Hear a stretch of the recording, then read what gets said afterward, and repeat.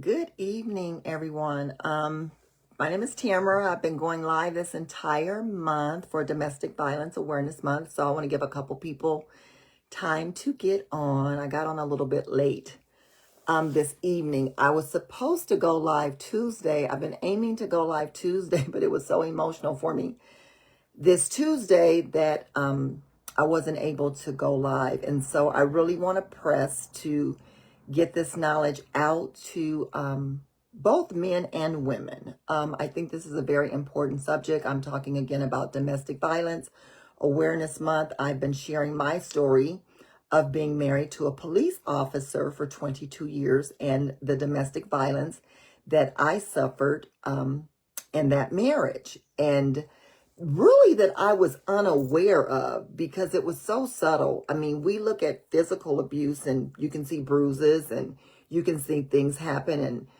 we sometimes witness police brutality and people videotape it, it's screened and you can see it, it's obvious. And everybody's like, oh, wow, look what they did. Look what happened. But no one really acknowledges the voice and the cry of wives that are talking about domestic violence. And so I'm sharing and I'm educating, and I'm so grateful. I have a friend, she's been sharing my videos on her LinkedIn, and I've been getting calls from other wives of police officers and ex-wives thanking me for my courage and my strength to put this out there. I think it's power when we put stuff out there. So that's what I'm going to be sharing tonight. I'm going to be sharing about the effects that it has on children that grow up with domestic violence with a police officer parent, because I believe there's different dynamics. I think police officers are more skilled, as I shared before. They take verbal judo classes. They're trained to diffuse people just for a moment for their own safety. And so they bring all those skills into the family dynamic. And so the family dynamic becomes very dysfunctional. So again, I'm going to recap where I started. When I started the first week, I shared an article from a police department in Arizona that did a study to show that it's now stating that close to 70% of police families experience domestic violence from that police officer. 40% of those numbers experience physical abuse. So emotional abuse, verbal abuse, psychological abuse, I promise you, it's just as worse, or I'm going to say even more worse than physical abuse. Because physical abuse, it's bad, but it goes away, it heals much faster than what emotional, verbal, psychological abuse does. So again, domestic violence is power and control over an intimate partner, and is also called domestic abuse and intimate partner abuse. So for me, what I found to be very, very difficult and very hurtful, the most hurtful part to me is because I am a mama bear, and for mama bears know that a lot of times we may put up with stuff, but when our children are involved, we go to a whole nother level. So after I was put out of my home, and I shared last week about the court system and how he got favored. And let me say this, Dr. David Clark, if you are in a narcissistic, abusive relationship, go to YouTube and look up Dr. David Clark, because he is raw and uncut, and he will call it like it is. I'm an empath, so I always had sympathy, like it's his job, he's stressful, and I was an enabler. But Dr. David Clark, he's not an enabler, and he will tell you not to be an enabler, and he will actually give you kind of like a bad attitude. But anyway, so he shared with me that police narcs are the worst because everybody looks up to them. They have on this uniform, they carry a gun, they look like heroes to the world. So when you tell somebody that you're being abused by this person that's seen as a hero, you're ignored. And the thing about abusers, I think they really know they're abusers because they roam the world setting the stage to try to make you be crazy. So, because they know they're going to abuse you. And so when they come out, they've already saturated saying that you're crazy. And you're not crazy. You're in a relationship with the narcissist. So once I was, forced to move out of my house, and I shared that I wasn't able to get a place on my own because I was an at-home mom and I was working to recreate my financial independence, our children had to go live with him. And I really believe it was all a setup. Like I said, power and control. Domestic violence is power and control. So once the kids went over with him, I noticed that the truth wasn't really the truth to them anymore. They were questioning what they knew to be the truth. And so I reached out to our medical insurance and I searched a therapist. I was talking to someone and they ended up giving me a therapist that specialized in helping police officer families. And especially she was trained in narcissistic personality disorder. And so, she wasn't really able to talk to me because she had to either choose to help me or to help them. She couldn't do both. So for my love for them, I said, go ahead and take them. But she did talk to me one day. I said, my children are not telling the truth. I said, they know the truth or they'll say things to me. And then when it comes to him, it's like the whole story changed. And I was getting very upset because I was like, if no one else knew what went on in the home, our children knew what went on. And now they're acting like they don't know. And so what she said to me was, she said, you have to stay in a place of forgiveness with your children. She said, how long did it take you to really realize what was going on? And I said, at least 17 years. It took about 17 years for me to really realize that I was being emotionally and psychologically and verbally abused. And she said, well, they were born into it. She said, so that's all they know. That dysfunction is normalcy to them. And so that has been the most challenging part for me. I shared last week too. There's a movie called The Devil's Advocate. And Al Pacino, he plays the devil's advocate. And he's so cunning, he's so manipulative and strategic that everything that he does is a setup to set people up. And I believe that narcissistic personality disorder, they have that same whatever spirit or whatever you want to call it, that they operate in. And a lot of things. So the children felt like he never says anything about you, but you say things about him. Well, he sends triggers by them to say rude things to me, and they don't get it. And I'm going to just give a recent example.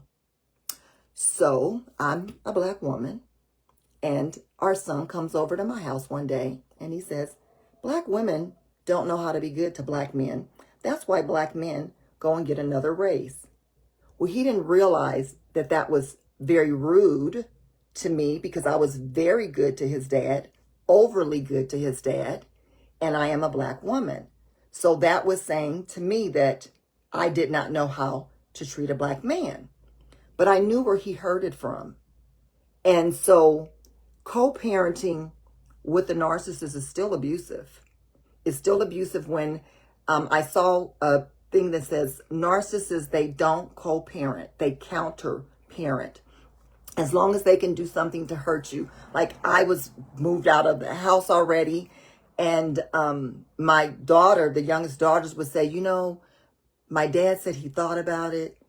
And, the rents are really high today. And we had a low mortgage on our home because bought it a long time ago before the market was really high. He should have never put you out. He should have let us stay there. But he didn't let us stay there because you know what? At that time, all he was thinking about was winning. All he was thinking about was how he could hurt me. He didn't think about if it would hurt the children. A lot of times, still today, I think about things and I say, well, what would that do to our children? That wouldn't be healthy for our children. If I hurt him, I'm going to hurt them. But abusers, they don't think that way. They just have to win and they have to hurt. And, he sent me a text, you're upset because I always win and you always lose. And so that's something that I wanted to talk about tonight and put it out there.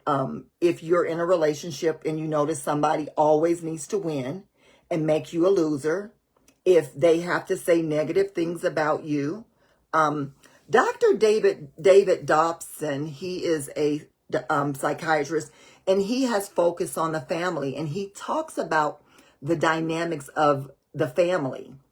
And he states that children will learn how to respect their moms based on how they witness the dads treating the moms.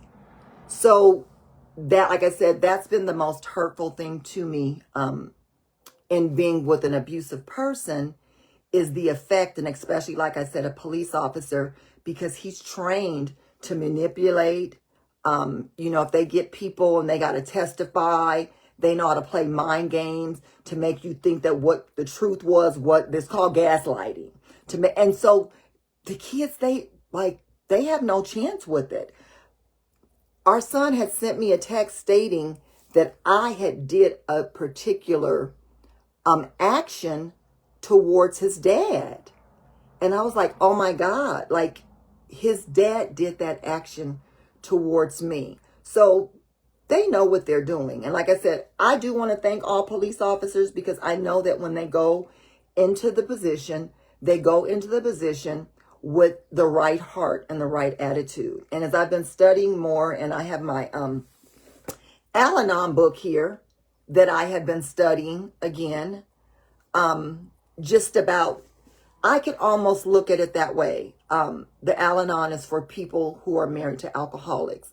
And you can still put yourself in that when you're married to someone that's abusive. There's a root cause to their abuse and why they're doing what they're doing.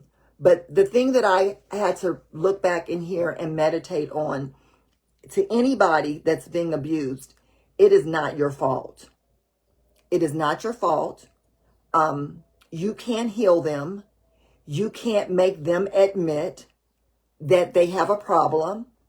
And I'm an intercessor. I prayed for 22 years. I can't even say that praying is going to do it. You have to think about yourself, and you have to think about your well-being in that. So that's what I wanted to come tonight. I wasn't going to stay on really long, but I did want to talk about something else that I was going to talk about. Again, it's about power and control. I was speaking to someone, and they really try to walk in integrity and an upright person, and they were telling me how they began to act, like they began to have rage, they began to react, and it's called reactive abuse. When you're in a relationship with an abusive person and you hold it in, and a lot of times for us women, we do hold it in, and we've been taught that makes us a good person. There's so much out there, like every time I stuff that's posting that's always trying to tell a woman how she needs to be good to a man, or find this out, like how to keep a man, how to do this. It's like I'm throwing that book up against the wall. I am putting together a curriculum right now for high school girls, and there's a minister in New York, A.R. Bernard. He has a book called 4 Things That Women Need from Men. And I'm going to have each one of those high school girls read that book, because it's not always about what we can do. And I believe that's why many of us have stayed in abusive marriages and relationships, because we've been taught that makes us a good woman. What the women did in the older generation. I saw someone post on Facebook a question that says, why aren't women staying married like our grandmothers did? Because women of today are healing. Hurt people, but healed people heal people. And women are doing their work today. Women are getting therapy. Women are doing whatever it takes to grow and become their best self. And a lot of men don't want to do the work. I was sharing statistically that the numbers for women that go to therapy are much higher than the men that go to therapy. And so to me, that's a pride issue. If you can't admit or even just say, hey, I'm going to do this. So that's why I say, and I'm going to put my thing in here one more time, and I need your help because I started a petition to mandate therapy for police officers, that they don't have a choice. A friend of mine, she's a health psychologist. She's already been working, going into certain departments. She has created an amazing 12-step program, just mental health, grounding, orienting, things that's EMDR therapy and things that can help them with their mental health. They need to be mandated. It should not be an option. I shared in my early 20s while working at Alex Brown and Sons, one of the oldest investment banking companies, we were mandated. We were mandated to attend therapy. And that's why I'm an advocate for therapy. Even with our children need therapy. I didn't come on this month, but I promised you guys, I have a little sister. I think I'm 20 years older than her, and her dad's a police officer, and we have great conversation. And, being the daughter of a police officer who you watch be mean to your mom, it really affects you. And she and I, we've had conversations about it. I asked her, did she think that maybe that's why she was close to 40 and she hadn't attracted the right man to her because of what she had to go through in that household with a controlling dad who belittled, put down, and all those things that she saw, because they bring their jobs home. And so I was showing, I re-quoted some words that my ex-husband said when we were on a reality show. And I think that's in video too, if you go back and see, where he was stating that he was a victim to the department. And so his family became a victim, and he was a tyrant, and he couldn't see himself. He also stated that he was selfish. And I'm going to say that that was a true statement, because when you live with someone and you're married to someone and they can see things and they say, hey, there's something wrong with you. I don't know what it is, but you should really go get some help. And you become their worst enemy because somehow your constructive critique or whatever threatened their ego. So now they're even more upset with you because you came in love to say, hey, I think you should, go to the department and get some help. And that's something else I want to talk about, which was awful. So we did go to therapy, and I ended up getting mad at the therapist because she sat there and let him play games. We would go there, like we would leave, and he would say, oh, she's so good. I can't wait till she gets to me. But whenever we got there, I tell you, it was like he was sitting on the stand and he was pretending, and he was somebody totally different.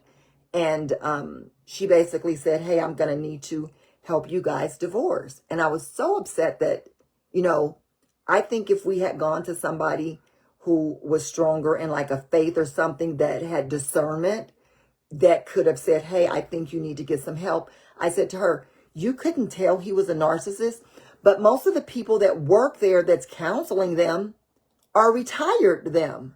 So they have the same mindset. So how is somebody with the same mindset going to help you? And so it was just a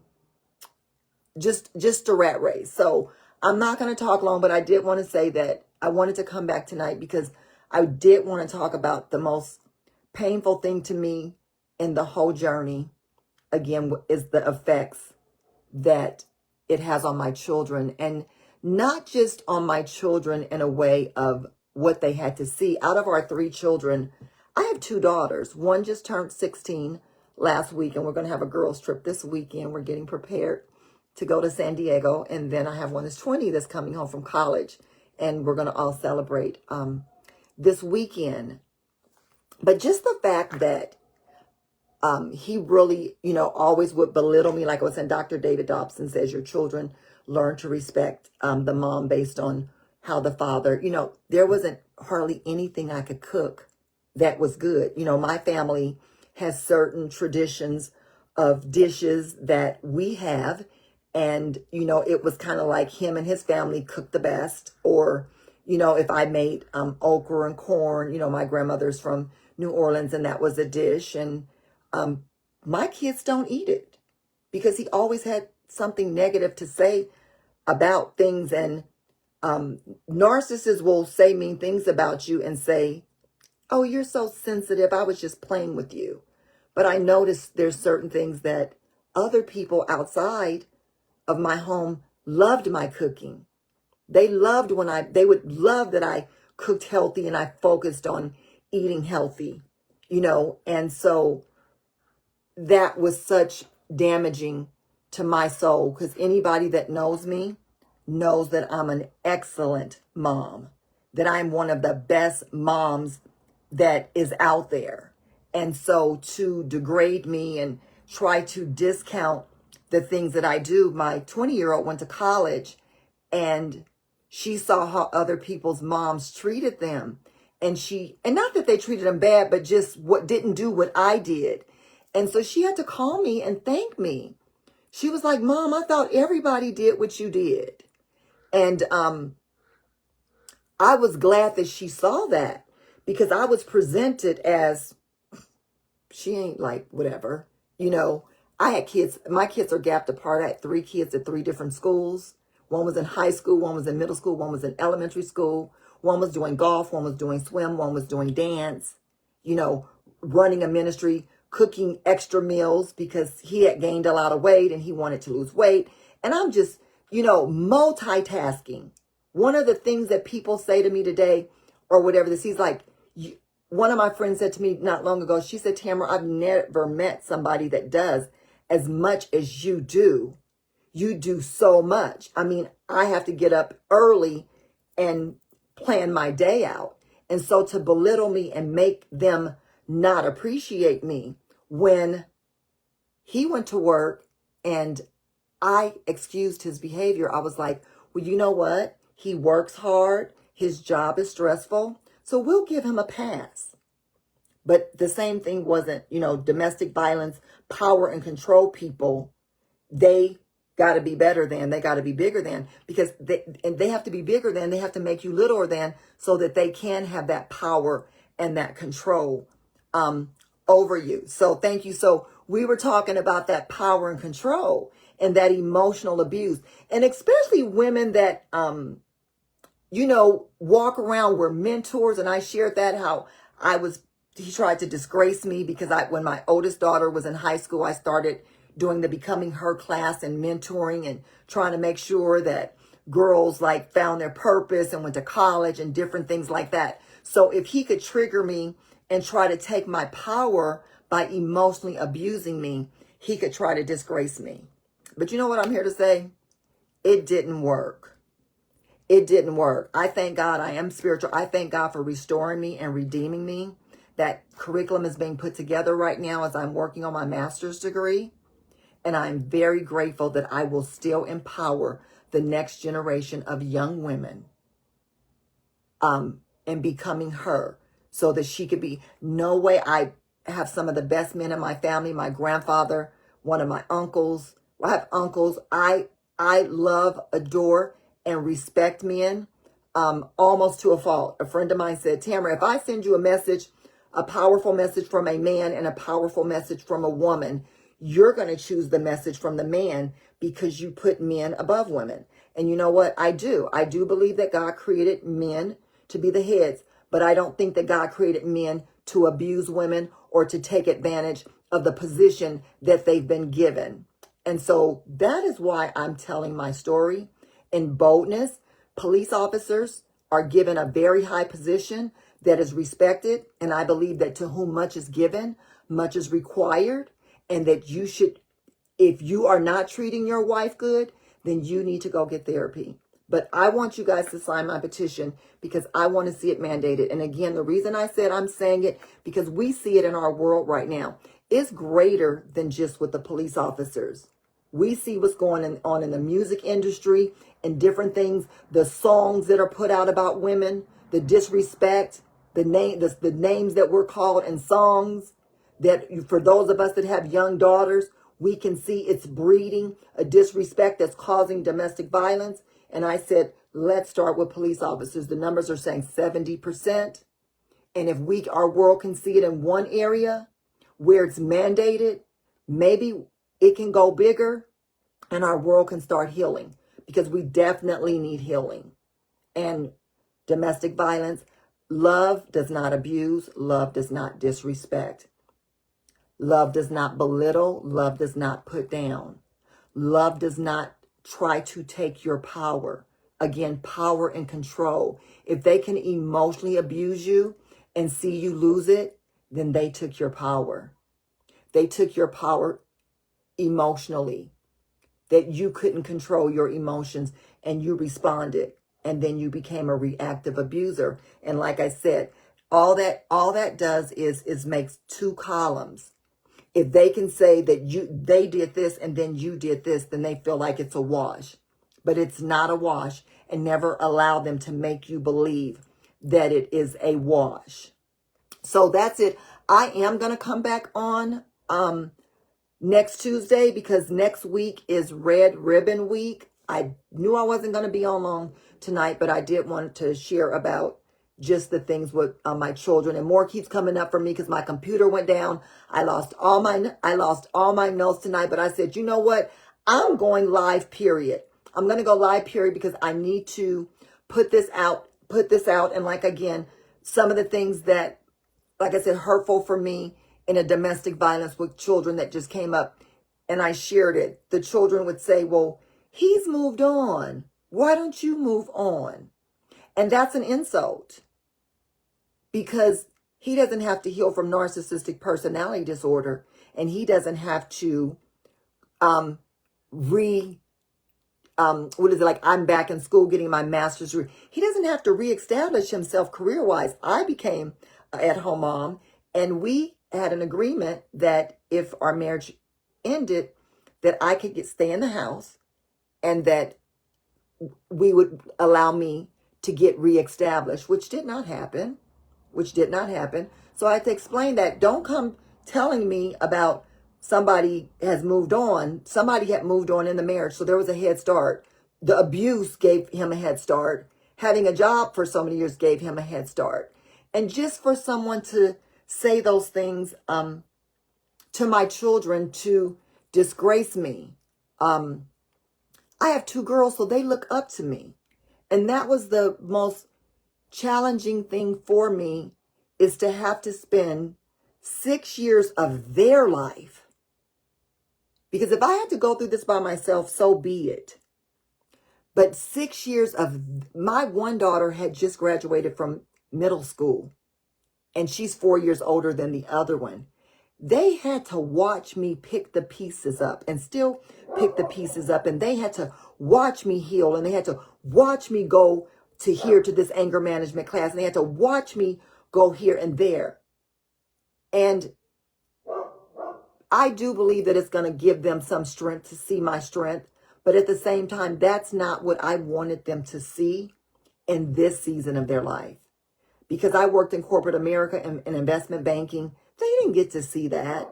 You know, when I had kids, I became a at-home mom. I mean, they saw me doing ministry. They saw me praying in the morning. They know I could pray. I'm going to give you a little joke. So my oldest daughter was just, and I'm grateful for that. My oldest daughter was just flying, and she sent me a text, and she goes, laughing out loud, Mom, I forgot to tell you that the turbulence was so bad while I was on the airplane that I had to start praying in tongues. And I thought that was the cutest little thing. I was like, you know how to pray in tongues? Anyway, you know, because my spiritual life is my most valuable part of my being. But for them to have to watch me be broken broke my heart, because that, even getting the cancer, they need me. Like I said, my baby just turned 16 Sunday. They need me. And I am strong, because his strength is made perfect in my weakness. But that wasn't what I wanted to see. And like I said, they're mentally ill. And so those things don't matter to them. It wasn't a thought process to them. What was important to them was winning and looking like the superhero and making me look like a villain. But thank God for Isaiah 62. God says the nations will see my vindication. And that's what I stand on, God's promises. So I'm going to close. I want to thank all of you for joining in.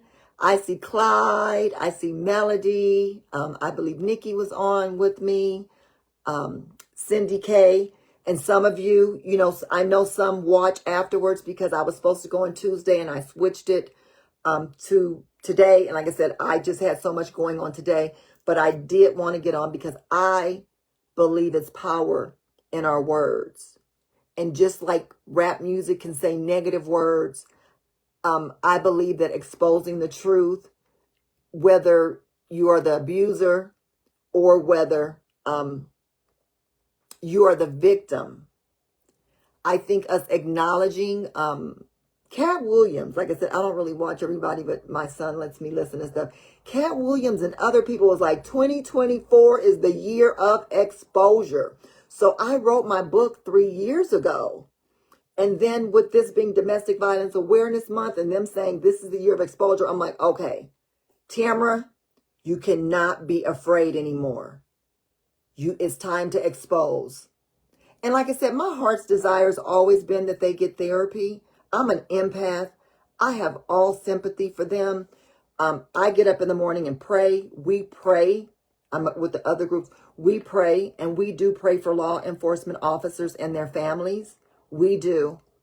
But like I said, I want to encourage them to, and I know that they need help. They're afraid.